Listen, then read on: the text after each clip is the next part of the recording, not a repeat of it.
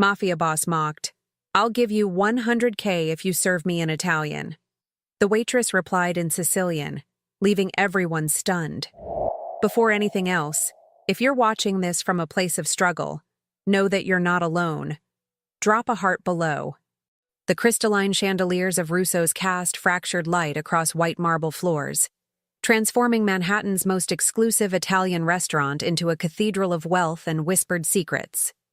At precisely 9 p.m., the kind of silence that only absolute power commands descended upon the dining room. Salvatore Caruso entered like winter itself, cold, inevitable, and impossible to ignore. His custom Brioni suit moved with the fluid precision of a predator, midnight black against the crisp white of his partially unbuttoned shirt. A gold chain glinted at his throat, the medallion bearing his family crest tucked discreetly beneath expensive Italian cotton.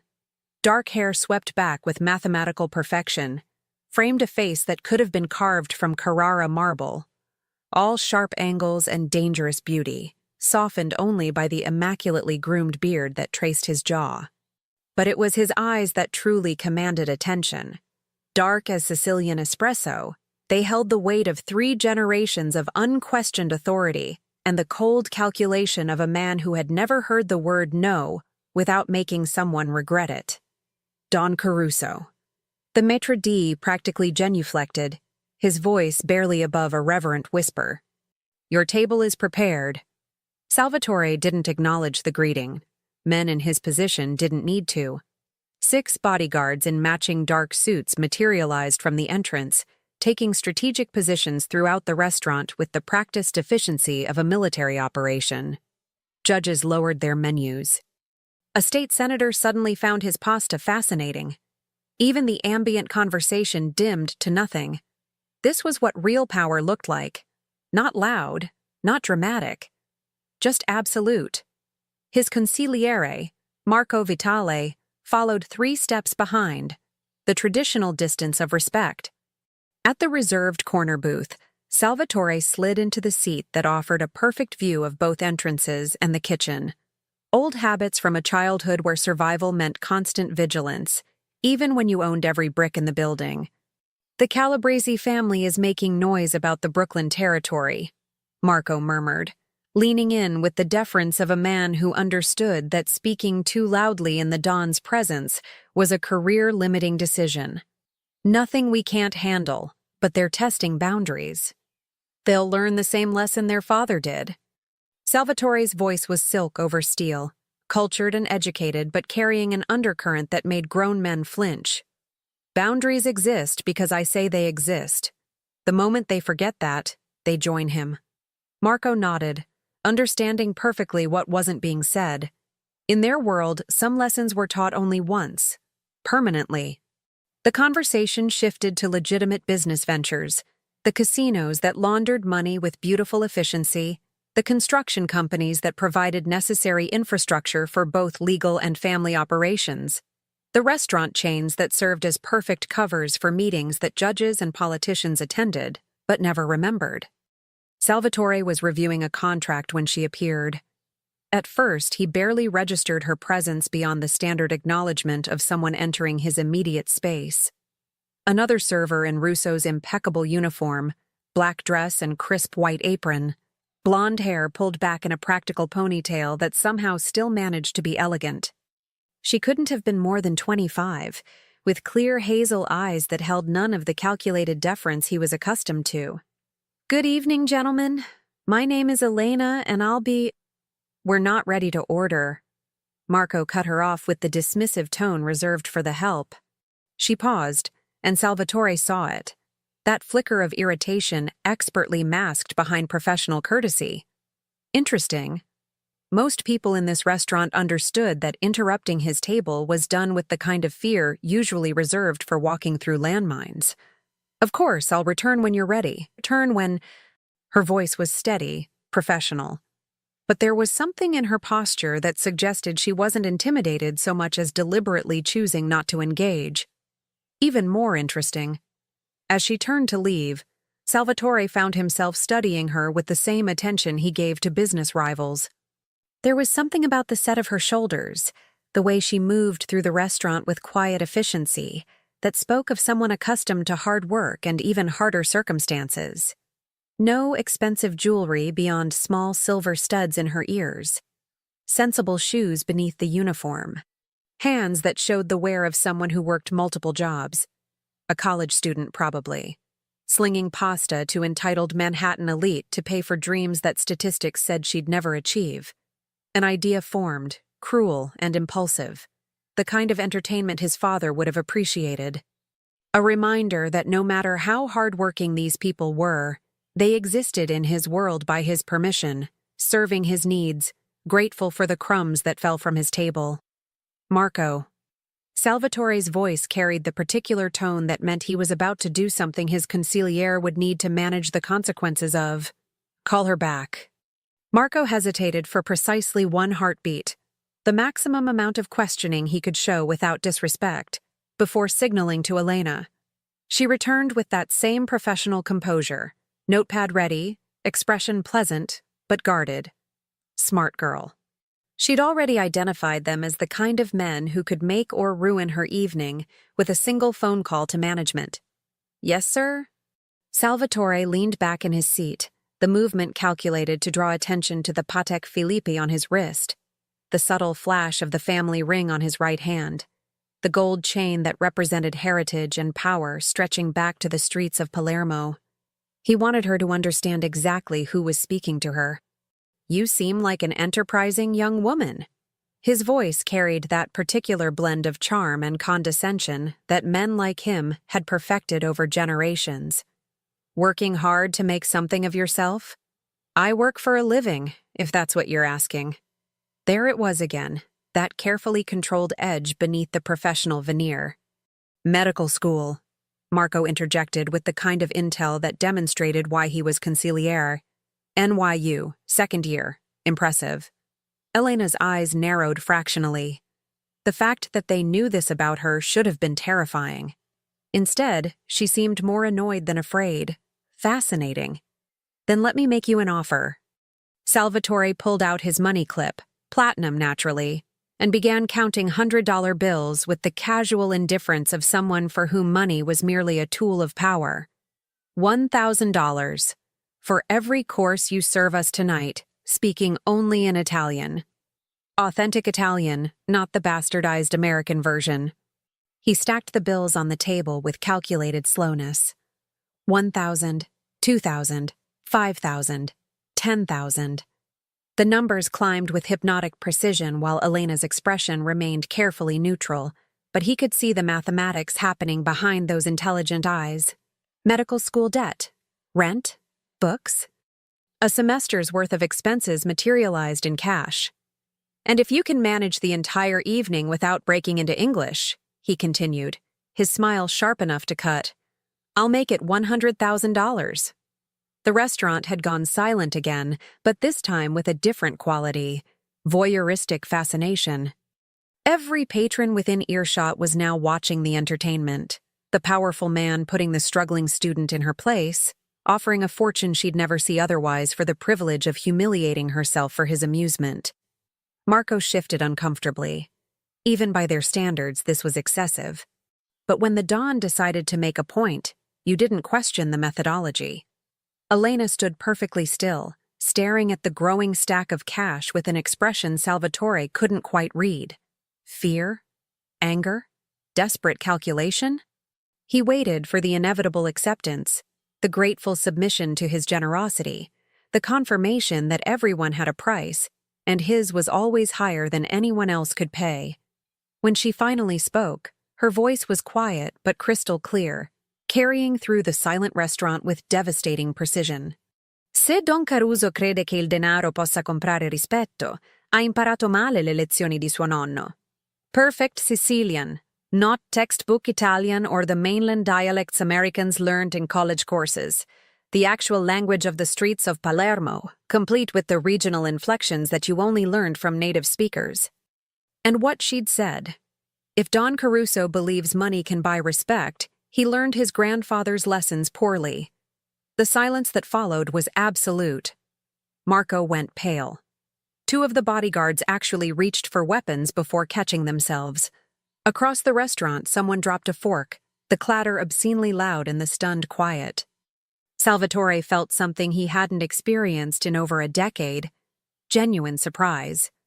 Not just that she spoke Sicilian, but that she'd insulted him in his family's native tongue, invoking his grandfather with the kind of familiarity that suggested real knowledge of who the Caruso family was and what they represented. This wasn't a scared college student making a desperate decision. This was someone who understood exactly what she was doing and had chosen defiance anyway. "Do you know who you're speaking to?"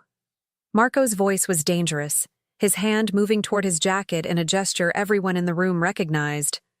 "I know exactly who he is."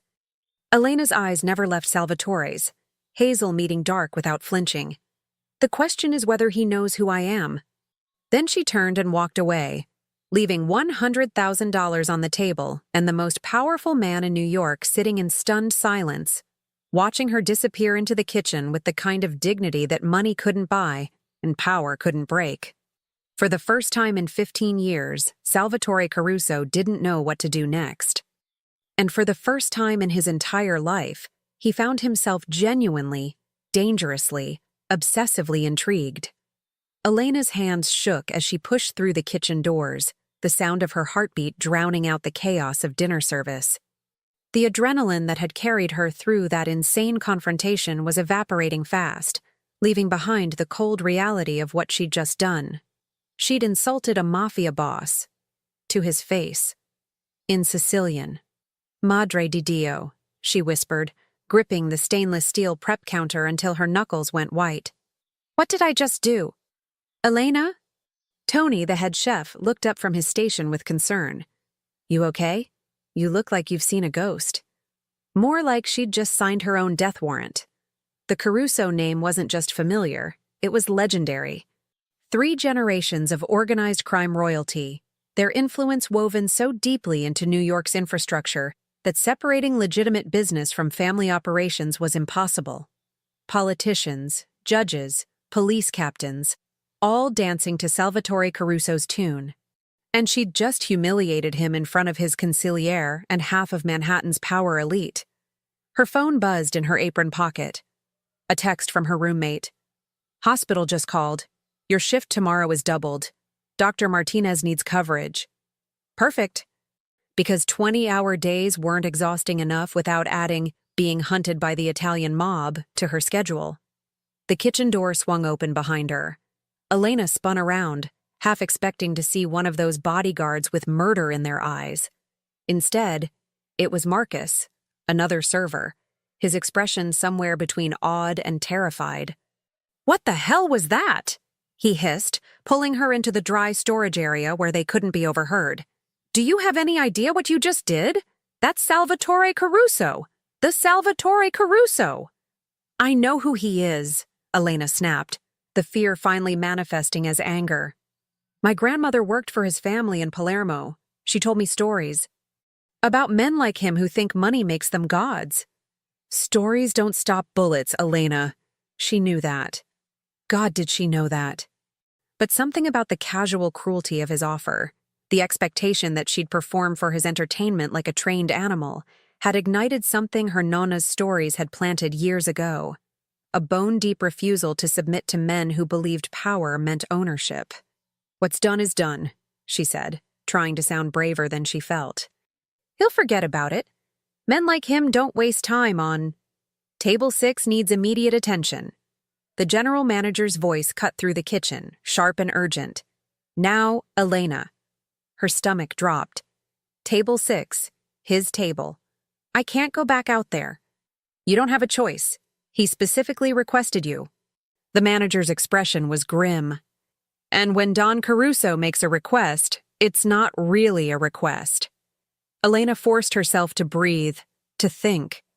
Medical school had taught her to function under pressure, to maintain composure when a patient was coding and every second counted.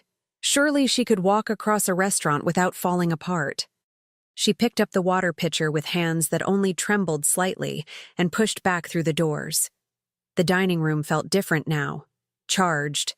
Every eye tracked her movement toward the corner booth where Salvatore still sat, his posture unchanged, but something in his expression that hadn't been there before. Not anger, exactly. Something more dangerous. Interest. "You came back." His voice was quieter than before, stripped of the performative arrogance. "I wasn't certain you would. I need this job." Elena kept her voice steady as she refilled his water glass with practiced precision. "And you need water. Seems we both have our necessities. Sit down." "I'm working. And I'm asking you to sit." Not a command. Not quite a request. Something in between that made refusing feel more dangerous than complying. Elena slid into the booth across from him with every muscle tensed for flight. Up close, he was even more overwhelming. The kind of masculine beauty that belonged in Renaissance paintings, all sharp angles and dangerous symmetry. But it was the intelligence in those dark eyes that truly unsettled her.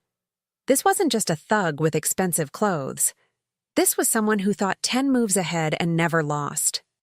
"My grandmother was Lucia Russo," Elena said before he could speak, the words tumbling out with defensive speed. "She worked as a housekeeper for the Caruso family in Palermo.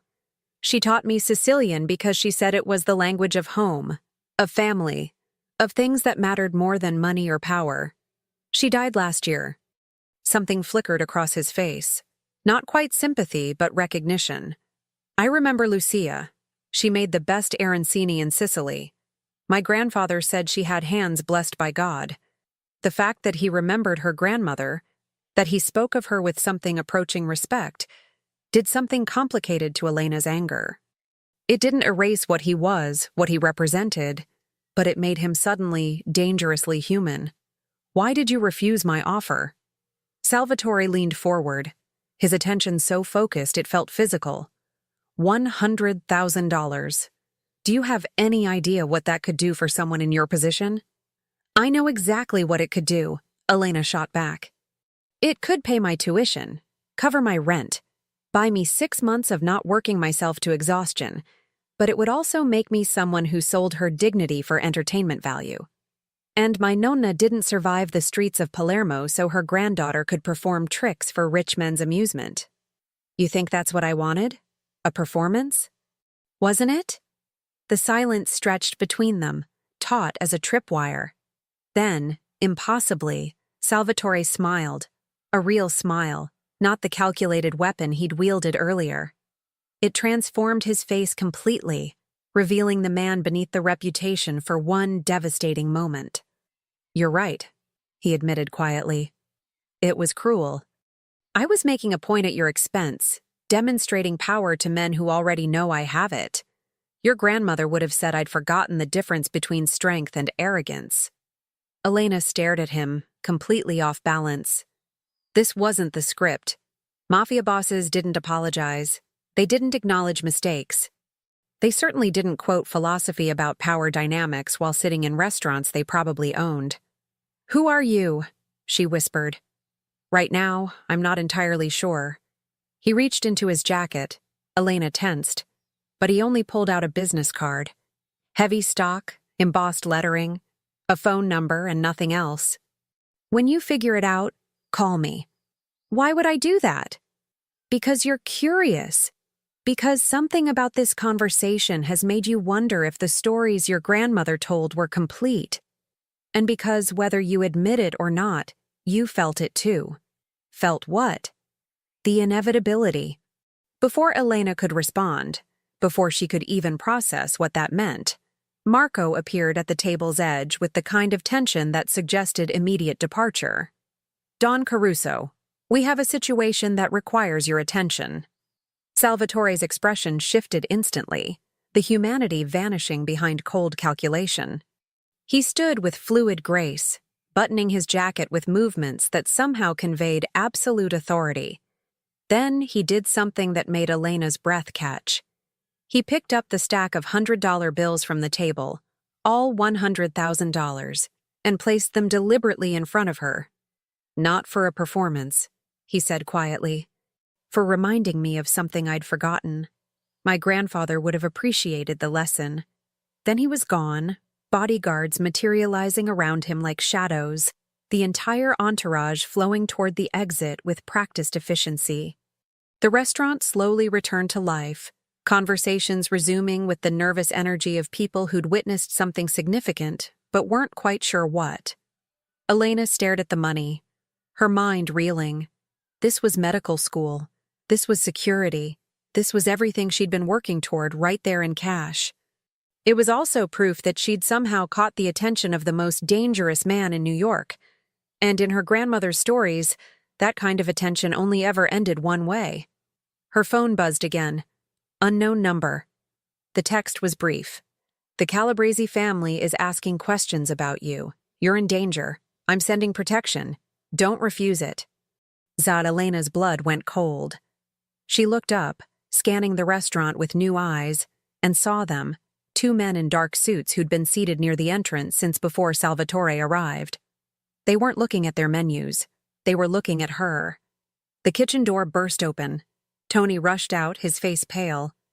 Elena, there are men outside asking about you. They don't look friendly. And just like that, her normal life, the one where she was just a medical student working her way through school, evaporated like morning fog. She'd spoken the wrong language to the right man, and now she was caught in something her grandmother's stories had warned about, but never fully prepared her for. The business card felt like a brand in her pocket, burning through the fabric with unspoken promises and equally unspoken threats. Outside, the men were getting closer. Inside, a choice was crystallizing with the clarity of a scalpel cutting through flesh. Call the police and hope they cared about one struggling student. Run and hope she was faster than men who did this for a living. Or make the call that would change everything, pulling her deeper into a world where protection came with prices that weren't measured in money. Elena pulled out her phone, her finger hovering over the number on the card. One call, one decision. One moment that would define whether she remained Elena Russo, medical student, or became something else entirely. The girl under the protection of Don Salvatore Caruso. The men outside were at the door now. She pressed dial. The black SUV materialized in front of Russo's exactly 90 seconds after Elena's call connected. Not a word had been spoken, just the sound of her breathing and the immediate response of an engine roaring closer. The two men who'd been watching her suddenly found themselves surrounded by 4 of Salvatore's bodyguards, the confrontation happening with the silent efficiency of professionals who'd done this dance before. No shots fired. No visible weapons. Just body language that communicated everything about who owned this particular piece of Manhattan sidewalk. Elena watched through the restaurant window as the Calabrese men retreated to a dark sedan. Their exit hurried, but controlled. A message delivered and received, boundaries tested and reinforced. Miss Russo. One of Salvatore's men appeared at her elbow, his voice respectful but firm. Don Caruso requests your presence, for your safety. Where? Somewhere the Calabrese family can't reach you. 20 minutes later, Elena found herself in a penthouse that made the restaurant look modest. Floor-to-ceiling windows overlooked Central Park, the view probably worth more than everything Elena had ever owned combined. Original artwork that belonged in museums hung on walls between built-in bookshelves containing first editions and leather-bound classics. A Steinway grand piano sat near the windows, sheet music suggesting it was actually played, not just decoration. This wasn't just wealth. This was generational power translated into physical space. Salvatore stood by the windows, his jacket discarded, sleeves rolled up to reveal forearms marked with subtle traditional tattoos. Symbols Elena's grandmother had explained represented familia, honor, lealtà. Family, honor, loyalty. The 3 pillars of the Sicilian code. You're safe here. He turned as she entered, his expression unreadable.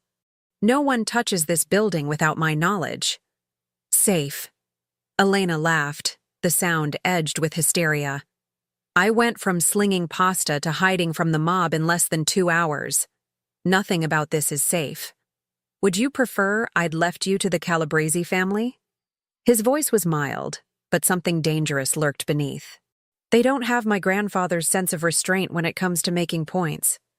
Why are they interested in me? Because I am. Salvatore moved to the bar, pouring 2 glasses of what was probably whiskey older than Elena. In our world, attention from the dawn means value. And the Calabrese family has been looking for leverage since their fathers. Retirement. He handed her the glass without waiting for confirmation that she drank. Elena took it, needing something to do with her hands, and was immediately struck by the complexity of flavor. This wasn't bottom shelf anything. Of course it wasn't. Your grandmother never told you the full story, did she? Salvatore settled into a leather chair with the casual grace of someone completely comfortable in his own power. About why the Caruso family treated her so well. She said she was just a housekeeper. She was the housekeeper who saved my grandfather's life. His eyes met hers with sudden intensity. There was an attempt on him when I was 6 years old, a car bomb meant to kill him and my father. Lucia saw something that didn't look right. A wire, a shadow, something her instincts flagged. She made them take a different car. 3 minutes later, the explosion. Your grandmother never spoke about it because that's how our world works. Loyalty isn't rewarded with recognition. It's rewarded with protection. Elena felt the ground shift beneath her understanding. Her Nonna had never mentioned this. Just stories about the family she'd worked for, the traditions she'd observed, the language she'd preserved. So what? Elena demanded. You feel obligated to protect me because my grandmother saved your grandfather? I feel obligated because the moment you walked away from that table, you became a target. The Calabrese family saw me show interest in someone. In this business, that makes you valuable, either as leverage or as a message. He leaned forward, elbows on his knees, and for the first time she saw something almost vulnerable in his expression. But if I'm being honest, I would have found an excuse to see you again regardless of your safety. You're the first person in 15 years to surprise me. Is that supposed to be flattering? It's supposed to be honest. Something I'm not usually stupid enough to be. The whiskey was making Elena's head spin, or maybe it was the entire surreal situation. She set the glass down and stood, needing movement, needing space, needing something that made sense in a world that had gone completely sideways. I can't stay here. I have class tomorrow. Work. A life that doesn't involve... She gestured at the opulent space around them. All of this. You have a life that now includes being hunted by a family that specializes in making problems disappear.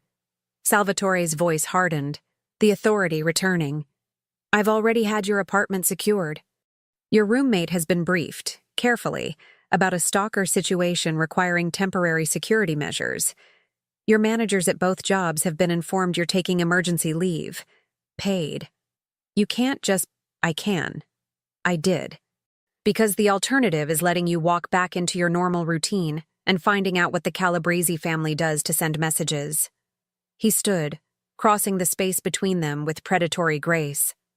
I don't expect gratitude, Elena, but I do expect intelligence. And you're smart enough to know that refusing my protection right now is suicide. He was right. God help her. He was absolutely right.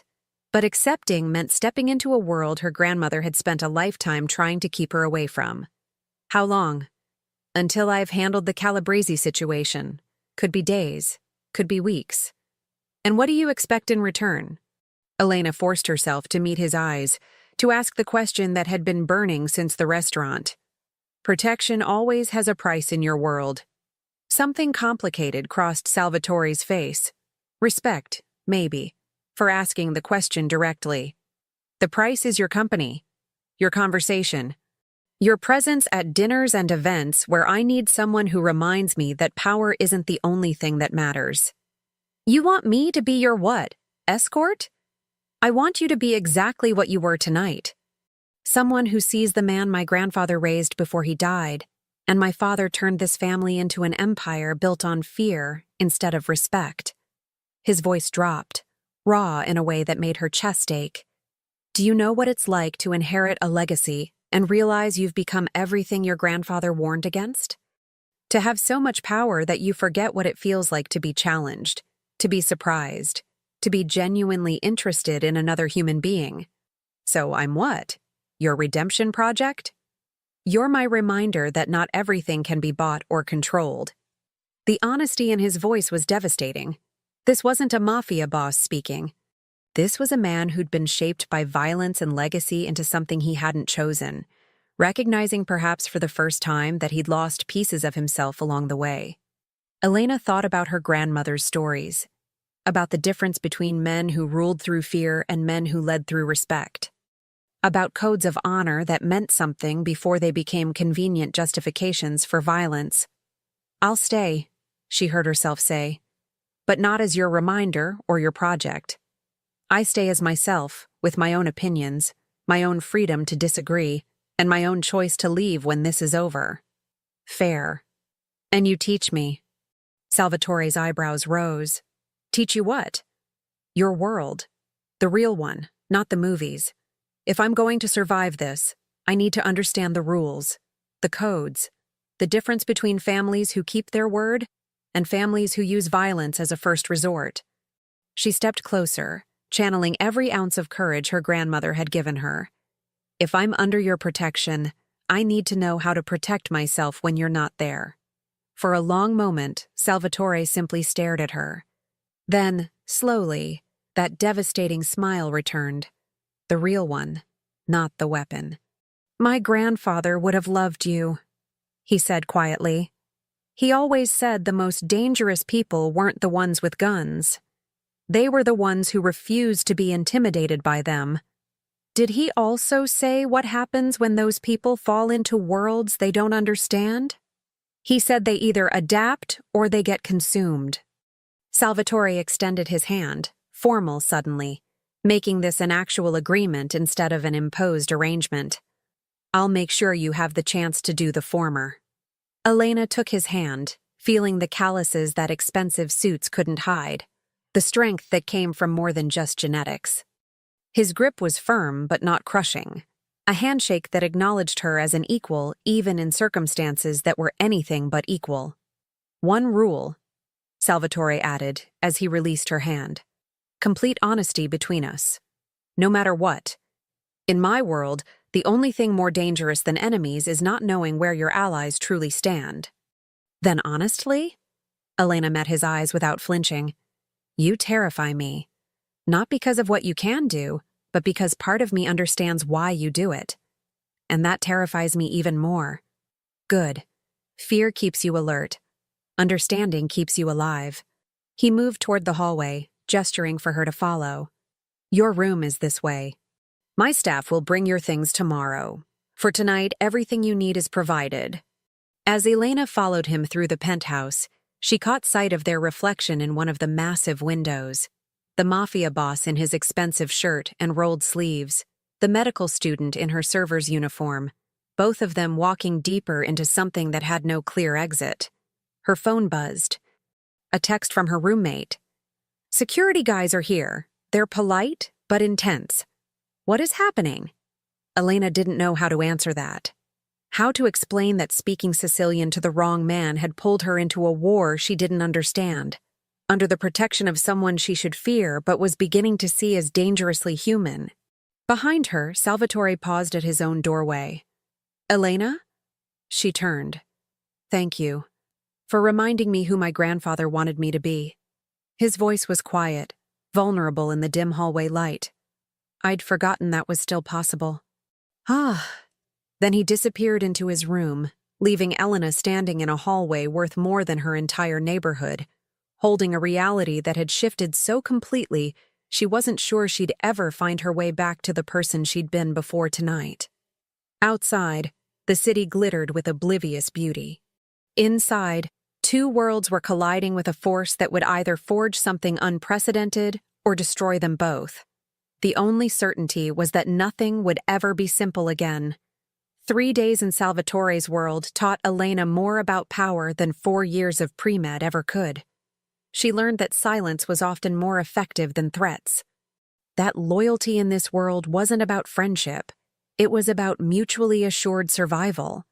That the line between legitimate business and family operations was so blurred that even Salvatore's accountants probably couldn't distinguish them. And she learned that the man who ruled New York's underworld with absolute authority spent his mornings playing Chopin on that Steinway with the kind of emotion he never showed anyone else. "You're staring," Salvatore said without looking up from the keys, his fingers moving through a nocturne with devastating precision. Elena stood in the doorway of the music room, coffee in hand, watching this impossible contradiction. "My grandmother said your grandfather played. She used to hear it through the walls of the estate. He taught me. Said a man who couldn't create beauty had no business wielding power." Salvatore's hand stilled on the keys. "I think he hoped music would make me gentler. Instead, it just gave me another language for violence. That's the saddest thing I've ever heard. That's my life." He stood, rolling down his sleeves with practiced efficiency, transforming back into Don Caruso with nothing but a change in posture. "Marco will be here in 20 minutes. Family meeting. You should stay in your room. Or I could observe. Learn the dynamics like you promised." Salvatore's eyes narrowed. "These meetings aren't educational seminars, Elena. They're where decisions get made that end lives." "Then I should definitely understand them." The battle of wills stretched between them. The same electricity that had crackled in the restaurant now contained an expensive silence. Finally, Salvatore exhaled something that might have been frustration, or might have been admiration. "Stay in the corner. Don't speak. Don't react. And if anything goes wrong, you do exactly what Marco tells you without question. Define goes wrong. You'll know." The meeting assembled in Salvatore's study, a room Elena hadn't seen before, all dark wood and leather, with security measures that would make Fort Knox jealous. 6 men in total, each representing different arms of the family operations. Marco, the consigliere, sat at Salvatore's right hand. The others arranged themselves with careful attention to hierarchy, and every single one of them noticed Elena. Don Caruso. The oldest of the group, a man called Vincent who ran the construction operations, spoke with barely concealed disapproval. "We're discussing sensitive matters. Is it wise to have company? Miss Russo is under my personal protection. That makes her family business." Salvatore's voice carried no room for argument. "Continue with the Calabrese situation." Marco spread photographs across the desk, surveillance images of men Elena didn't recognize, buildings, license plates. "They've made 3 attempts to breach our Brooklyn territory in the last 48 hours. Small probes, testing our response time. Antonio Calabrese is getting bold since his father's retirement." Bold or desperate? Salvatore studied the images with the focus of someone reading a language only he understood. "There's a difference." "Both, probably. He's trying to prove himself to the commission. Thinks aggressive expansion shows strength. It shows stupidity." Salvatore's finger tapped one photograph, a restaurant Elena recognized from her grandmother's stories. "This is where his father used to meet with my grandfather. Neutral ground, respected by both families for 40 years. Antonio is disrespecting his own father's legacy by using it as a staging ground for soldiers. So we send a message." Vincent leaned forward, the implication clear. "We send the right message." Salvatore's correction was sharp. "My grandfather taught me that you don't win wars by being the most violent. You win by being the most strategic. Antonio expects us to retaliate with force. That's what his father would have done, what my father would have done. So we do the opposite." Elena watched, fascinated despite herself, as Salvatore outlined a plan that involved nothing but information and economics. Cutting off supply lines, calling in political favors to shut down Calabrese legitimate operations, making it clear that the family business side of things would crumble before any direct confrontation happened. "You make them weak before you make them gone," she murmured, too quiet for anyone but Salvatore to hear. His eyes flicked to her, something almost like pride crossing his features before his attention returned to the men. "Execute the plan. I want daily reports. And Vincent, no independent action. Everything goes through Marco or me directly." The meeting dissolved with the efficiency of people who'd done this countless times. But Elena caught the looks exchanged when they thought Salvatore wasn't watching. Doubt, concern, barely concealed frustration. This wasn't how the previous Don had operated. Violence, swift and absolute, had been the Caruso way for a generation. Salvatore was changing the rules, and not everyone approved. "They think you're weak," Elena said when they were alone, the words out before she could stop them. "They think I'm different." Weakness and difference feel the same until the results prove otherwise. Salvatore poured himself a drink, the first time Elena had seen him consume alcohol before evening. "My father built this empire on fear. It worked, but it also made us targets. Every ambitious soldier in the city sees the Caruso family as something to topple, to surpass. My grandfather's way was different, respected, not just feared. That's what I'm trying to restore. By protecting a medical student who insulted you in Sicilian? By remembering that power without purpose is just violence with better suits." He turned to her, his expression raw in a way that made her breath catch. "You asked why I'm interested in you? Because you spoke to me like I was human, not a title.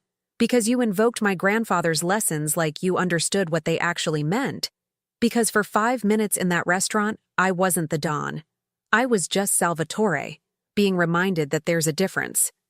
Elena should have stepped back. Should have maintained the professional distance that kept this arrangement safely transactional. Instead, she found herself moving closer, drawn by something that had nothing to do with logic and everything to do with the vulnerability he was offering. "They're not all going to follow you," she said quietly. "Vincent especially. He's loyal to the old way, to your father's methods. I know, which is why I need people around me who think differently, who question, who remind me there are costs beyond the balance sheets." His hand lifted, hesitating inches from her face before dropping. "Tell me I'm not insane for trusting you." "You're not insane. But you are playing a dangerous game, bringing me into this world. The most dangerous game I've played in years, and I can't seem to stop." The space between them felt electric, charged with everything they weren't saying. Elena could feel her heart hammering, could see the same conflict in Salvatore's dark eyes, wanting something he shouldn't want, needing something that could destroy everything he'd built. Her phone shattered the moment, buzzing insistently. Dr. Martinez, her supervisor at the hospital. Elena answered automatically, her clinical training overriding everything else.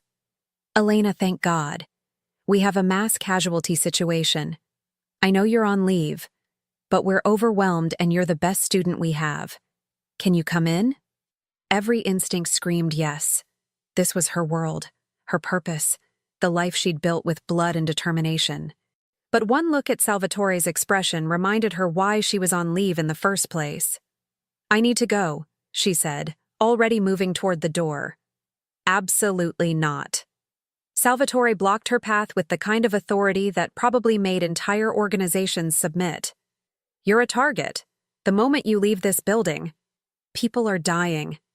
That's not theoretical danger. That's actual lives I could help save. And you'll be no help to anyone if the Calabrese family uses this opportunity to send their message." Elena lifted her chin, channeling every ounce of strength her grandmother had given her. "Then you'll have to come with me. Because I'm going either way, and you can either provide protection or get out of my way." The standoff lasted exactly 3 seconds before Salvatore's phone rang. Marco's voice carried across the room, urgent and tight. "Don Caruso, we have a situation. Antonio Calabrese is at the hospital. Public venue, neutral ground." He's making it clear he knows about the girl. Salvatore's expression went cold, all the vulnerability evaporating into something far more dangerous. "Get the car. Full security detail. We're going to the hospital." He turned to Elena, his voice dropping to something that was almost gentle. "You want to save lives? Fine. But you do it with me standing between you and everyone who wants to use you to destroy what I've built. And Elena? The moment this goes wrong, and it will go wrong, you listen to Marco like your life depends on it. Because it does." 20 minutes later, Elena walked through the hospital entrance flanked by 4 bodyguards and the most powerful crime boss in New York, heading directly into a confrontation that would prove whether Salvatore's new methods could protect what mattered or whether his grandfather's lessons would get them both killed.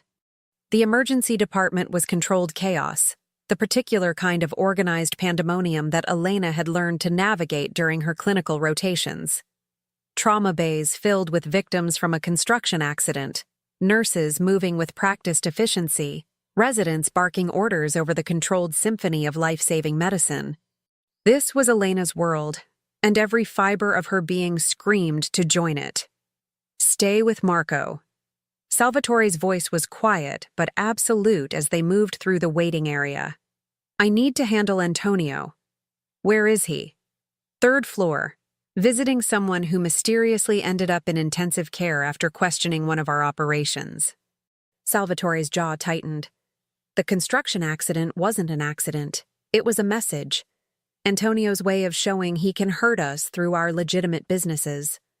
Elena's medical training crystallized into cold understanding. How many casualties? 12 injured, 3 critical. Marco's voice was grim. All from our construction site in Brooklyn. Antonio made sure first responders knew exactly which company they worked for. Before Elena could respond, Dr. Martinez appeared, her expression transforming from relief to concern as she registered the entourage. Elena, thank God you're here. We need all hands. She stopped, finally processing Salvatore's presence and the dangerous quiet that surrounded him. I'm sorry. Who are you? Someone ensuring Miss Russo's safety while she helps you. Salvatore's voice carried the particular tone that made smart people stop asking questions. Dr. Martinez was smart. Bay 3 needs immediate attention. Crush injuries, possible internal bleeding. Elena, if you're available, I'm available.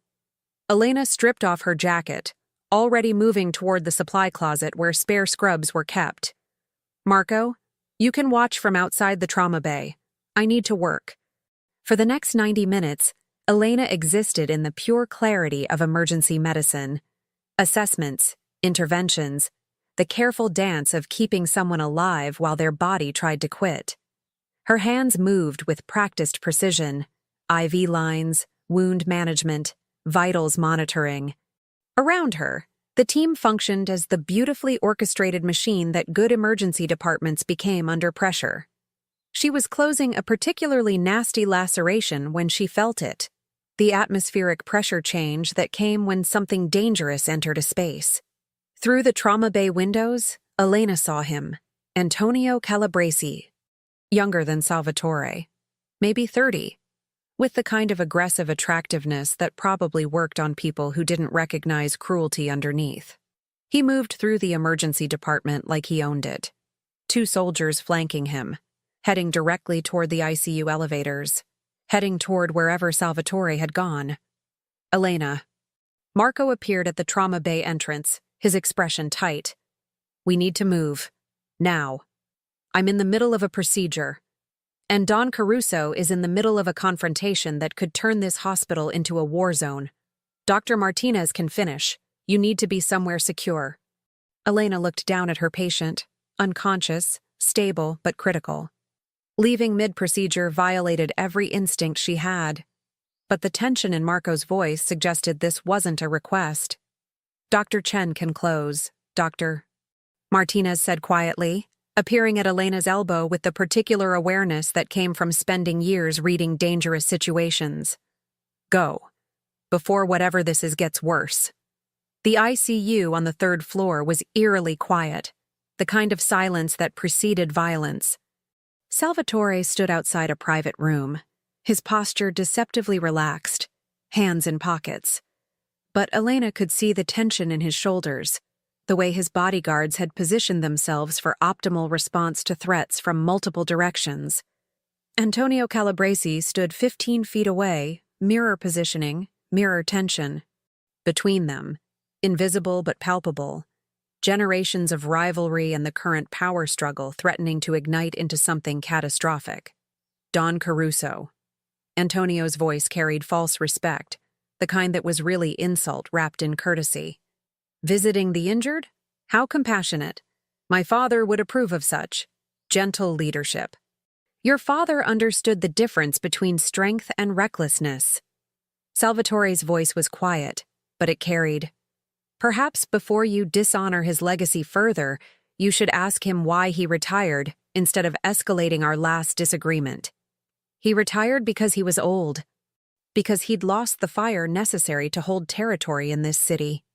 Antonio's eyes flicked to Elena, assessment sharp and ugly. I hear you've acquired new interests, Don Caruso.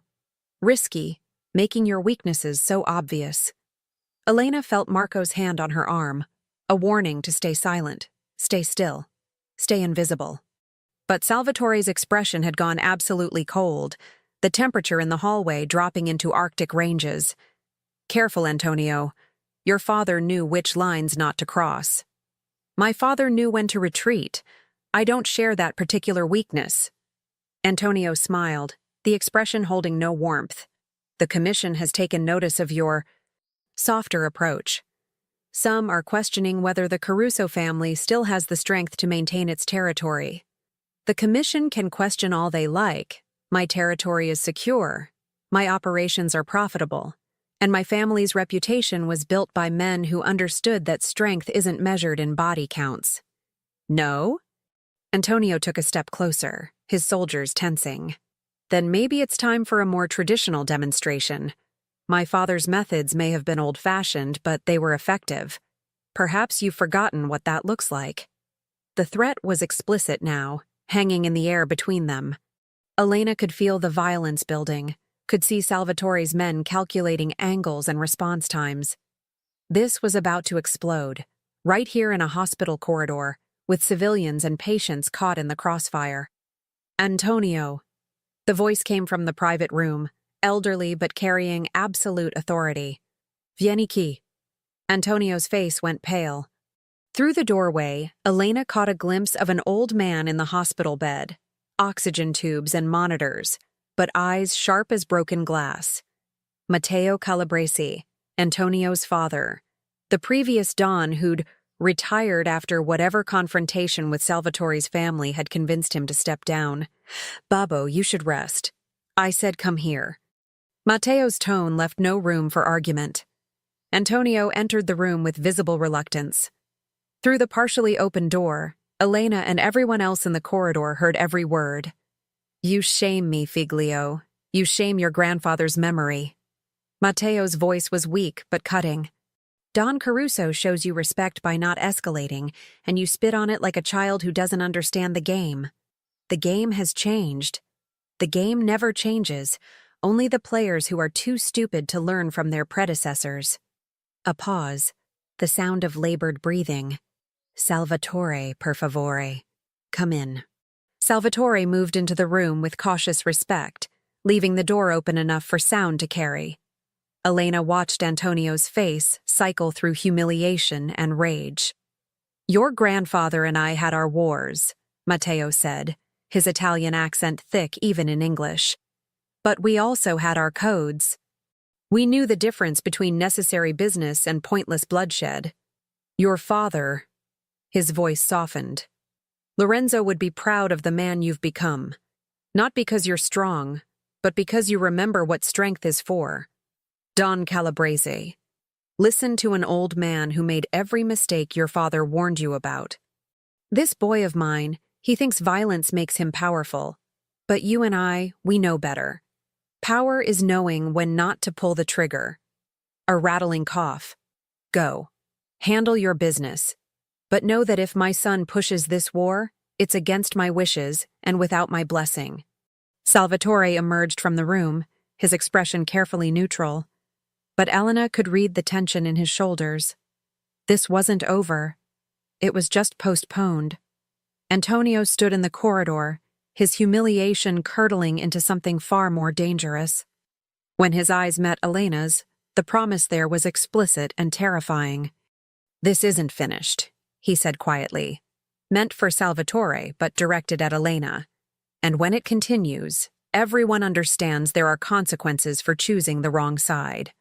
Then he was gone, his men following with military precision, leaving behind the acrid smell of implied threats and inevitable confrontation. "Get her out of here." Salvatore's voice was tight. Now, before he changes his mind about public venues and neutral ground. But as Marco hustled Elena toward the service elevators, she caught Salvatore's expression. Not relief that violence had been avoided, but grim acceptance that it had only been delayed. Back in the penthouse 2 hours later, Elena finally allowed herself to shake. The adrenaline that had kept her functioning through the confrontation evaporated, leaving behind cold understanding of how close they'd come to disaster. Salvatore found her in the music room, standing by the windows overlooking the city that looked so peaceful from 40 stories up. "You should have let Marco take you home immediately," he said quietly, moving to stand beside her. "This is home now, at least until your war is over." Elena didn't look at him. Couldn't. "That's what this is, isn't it? An actual war. With me as the excuse." "You're not the excuse. You're just the most visible symbol of everything Antonio thinks makes me weak." Salvatore's reflection in the glass was stark, honest. My grandfather's approach, my refusal to escalate immediately, my protection of someone outside the family business.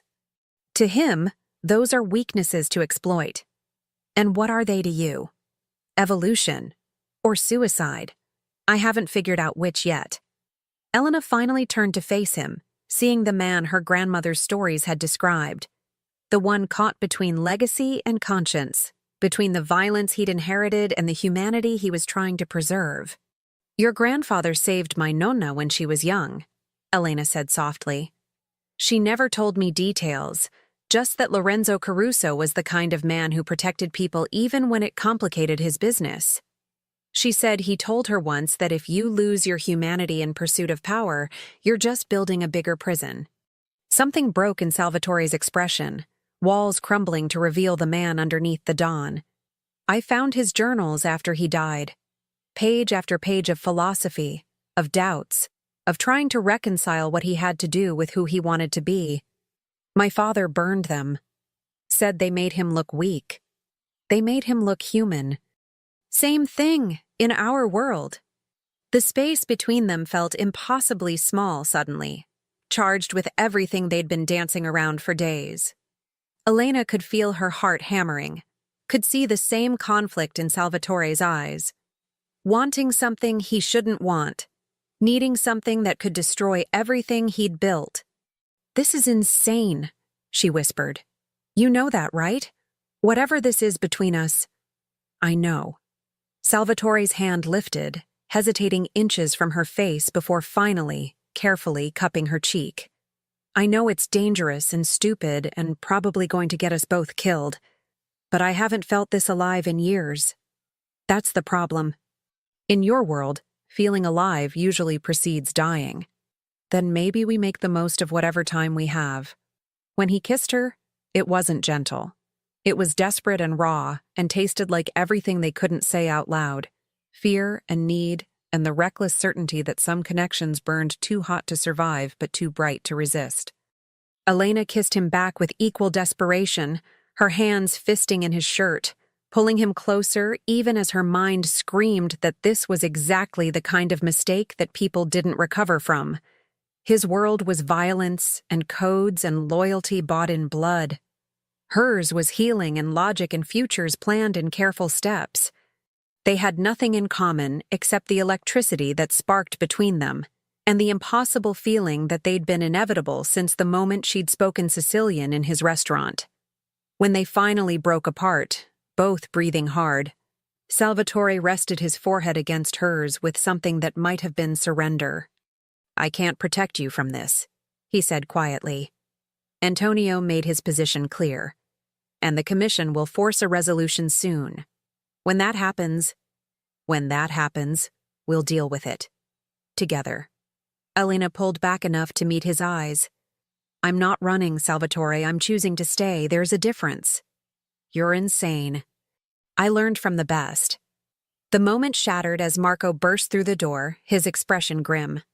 "Don Caruso, Vincent is calling an emergency meeting, without your approval, And he's invited members of the commission. Salvatore's expression went from vulnerable to absolutely lethal in the space of a heartbeat. Betrayal. In my own family. It gets worse.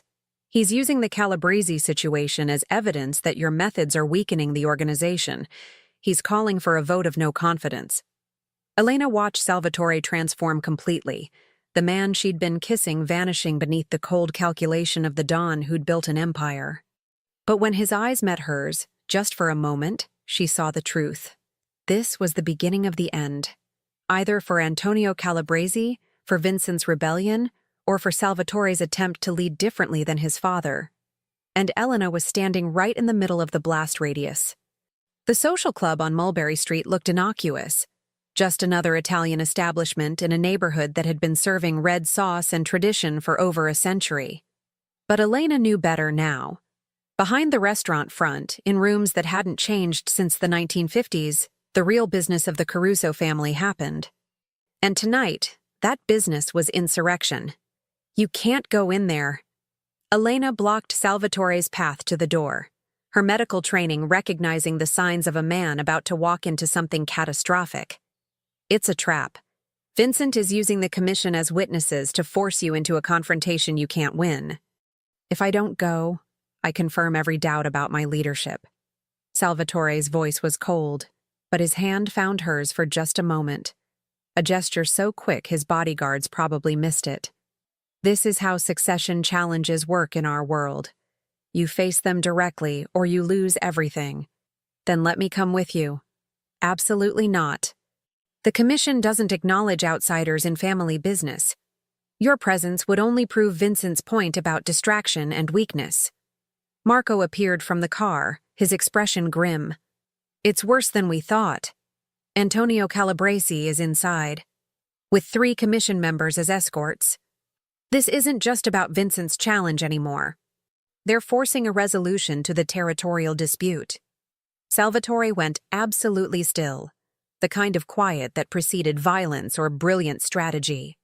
They're using Vincent's betrayal to corner me into either submitting to commission oversight or engaging in the kind of war my father would have started immediately.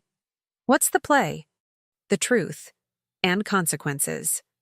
Before Elena could stop him, Salvatore was through the door, moving with the confidence of a man who'd been preparing for this confrontation his entire life. His bodyguards moved to follow, but Marco held them back with a sharp gesture. "We wait," he said quietly. "The Don doesn't want this to look like intimidation. He's going in alone." "That's suicide," Elena hissed. "That's strategy. He's showing the commission he's not afraid, that whatever Vincent and Antonio have planned, he'll handle it with the same confidence his grandfather wielded." Through the small window in the restaurant's front, Elena could see shapes moving in the back room, shadows of men whose decisions would determine whether Salvatore walked out alive or whether this night marked the end of the Caruso family's reign. Minutes stretched into eternities. Elena's medical training kept trying to calculate scenarios. How many exits? How quickly she could reach him if something went wrong? What kind of injuries could result from the violence that felt inevitable? Then the door opened. Salvatore emerged first, his expression unreadable, his shirt still perfectly crisp, no visible signs of violence.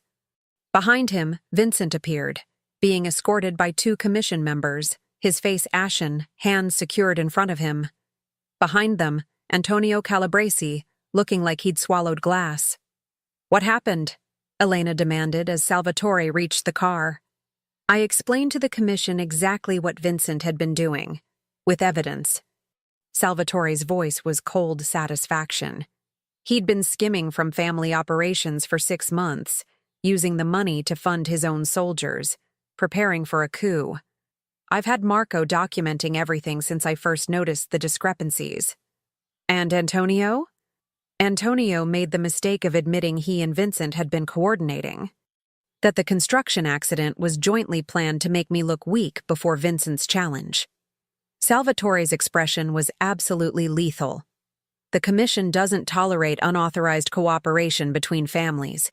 It destabilizes their entire system of controlled territories.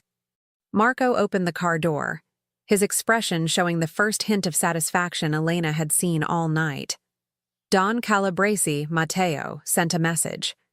Antonio is being removed from succession consideration.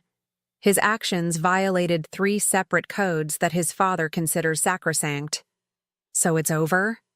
Elena couldn't believe it could be this simple. The immediate crisis is over. Vincent will be handled according to family code. Antonio has been neutralized politically. Salvatore slid into the car, his hand finding Elena's again, this time without hesitation. But the underlying tension remains. The commission will be watching closely to see if my methods can maintain stability or if this was just a fortunate exception. The drive back to the penthouse was silent, tension slowly bleeding out into exhausted relief. Elena watched the city slide past, processing the fact that she'd just witnessed a mob succession challenge resolved without a single shot fired. "Your grandfather would be proud," she said quietly. "My grandfather would say I got lucky. That eventually, the old ways will be necessary, and I'll have to choose between the man I want to be and the Don the family needs. Maybe they can be the same person? That's what I'm trying to prove." Back in the penthouse, with the adrenaline finally crashing, Elena found herself shaking again. The accumulated stress of days under threat, of watching Salvatore walk into danger, of existing in a world where violence was always one wrong word away. Salvatore pulled her into his arms without a word, his embrace the first truly safe thing she'd felt since this started. They stood like that for a long moment, 2 people from incompatible worlds, holding on to something that shouldn't work, but somehow did. "I need to tell you something," Elena said against his chest. "Dr. Martinez called earlier. My residency interview got moved up. Next week, in Boston." She felt Salvatore stiffen. "Boston. I know. Wrong timing. But it's everything I've been working toward. The program I've wanted since I started medical school. So you're leaving." Not a question, just acceptance. "I don't know." Elena pulled back to look at him. 3 days ago, I was a medical student who wanted nothing more than to save lives and pay off student loans. Now I'm involved with a mafia boss who just survived a coup attempt and an interfamily war. My life doesn't make sense anymore. It could make sense, in Boston, away from this world. Salvatore's voice was careful, controlled. "I have connections there. Could ensure your safety, your success without the complications of—" He gestured between them. "This. Is that what you want? For me to leave? What I want and what's best for you are very different things." He cupped her face with both hands, his expression raw with everything he wasn't saying. "You came into my world by accident. You stayed because I made it impossible for you to leave safely. But now you have an exit, a legitimate one that leads to the future you actually chose. And if I don't want that exit, then you're even more insane than I thought." Elena laughed, the sound edged with borderline hysteria. "I am insane. Because I'm standing here considering throwing away a residency interview for a man whose world includes violence, betrayal, and regular succession challenges. My grandmother would kill me. Your grandmother would tell you that some choices are about more than logic." Salvatore's thumb traced her cheekbone with devastating gentleness. "She chose to stay in my grandfather's service even when it was dangerous, even when it would have been smarter to run. Not because she didn't have options, but because she believed in what he was trying to build. What are you trying to build? Something my father would hate and my grandfather would recognize. A family that operates with the codes that used to mean something. Respect over fear, strategy over violence, humanity even in inhumane circumstances." He pulled her closer, his forehead resting against hers. "But I can't ask you to help me build it. The cost is too high. What if I want to pay it anyway? Then you stay. You go to your interview. You make the decision based on your dreams, not on a man you've known for less than a week. And if you come back," his voice dropped to something raw and honest, "if you come back, we figure out what this is. Together. Without emergency situations or Calabrese threats forcing proximity." It was the most reasonable thing anyone had said to her since this started. It was also completely unsatisfying, because what Elena wanted was certainty, was promises, was some guarantee that choosing this dangerous, impossible man wouldn't destroy the future she'd been building since childhood. But life didn't work that way, and his world especially didn't allow for guarantees. "Okay," she heard herself say. "I'll go to the interview. Think clearly without bodyguards and succession challenges. Figure out what I actually want versus what adrenaline and proximity are telling me. And if you decide medical school is enough, if this world and everything in it is too much, then I'll thank you for the protection, for showing me a side of life I never knew existed, and I'll walk away with the best story my future colleagues will never believe." You make it sound simple. It's the most complicated thing I've ever faced. But you're right. I need to make this choice without crisis forcing the decision. The kiss that followed was different from the desperate collision earlier. This was goodbye, or maybe hello, or maybe just acknowledgement that whatever happened next would be their choice, not circumstances pushing them together. When they finally pulled apart, Elena felt the weight of the decision settling into her bones. Boston. An interview. Space to breathe and think. And then a choice that would define not just her career, but the entire trajectory of her life. "I'll have Marco arrange security for your trip," Salvatore said, already shifting back into Dawn mode, the vulnerability tucking away behind practiced control. Discreet. You won't even know they're there. Salvatore. Non-negotiable. Antonio might be politically neutralized, but humiliated men do stupid things. You stay protected until the commission makes their final rulings. Elena wanted to argue, but the set of his jaw suggested this was the hill he'd die on. Fine. Invisible bodyguards. But when I'm in Boston, I need real space. No calls unless it's emergency. No influence on my decision. You have my word. 2 days later, Elena sat in a coffee shop near Boston Medical Center, her interview completed, her professional dreams closer than ever. The attending physicians had been impressed. The program was everything she'd hoped for. The future she'd been working toward was right there, within reach. Her phone buzzed. Not Salvatore. He'd kept his word about space. But Dr. Martinez, with news Elena had been hoping for. "The hospital board approved your early advancement to residency. You could start here in 3 months if you want it. Elena, this is everything you've worked for." Everything she'd worked for. The culmination of years of sacrifice and determination. The life her grandmother had immigrated to America hoping her descendants could build. Elena stared out the coffee shop window at Boston's skyline, so different from Manhattan's aggressive verticality. Clean, safe, logical, boring. The realization hit with the force of a diagnosis. She'd changed. That week in Salvatore's world had fundamentally altered something in her understanding of risk, of passion, of living fully versus living safely. Medical school would always be there. But the man trying to transform his family's legacy from violence to something more honorable? That was a once-in-a-lifetime collision. Her grandmother's voice echoed in memory. Sometimes the bravest thing you can do is choose the life that terrifies you instead of the one that's merely safe. Elena pulled out her phone and made 2 calls. The first to Dr. Martinez, asking for a deferment on the residency advancement. The second to a number she'd memorized even though she'd promised herself not to use it without thinking first. Salvatore answered on the first ring. "Elena, I'm coming back," she said simply. "Not because I'm running from medical school or because I'm confused, but because I want to see if your grandfather's dream can actually work. If a man raised in violence can lead with honor, if someone from my world and someone from yours can build something unprecedented." The silence on the other end stretched long enough that Elena wondered if she'd made a catastrophic mistake. Then, "When does your train arrive?" 3 hours. I'll be there. Not the bodyguards. Not Marco. Just me. Just you is enough.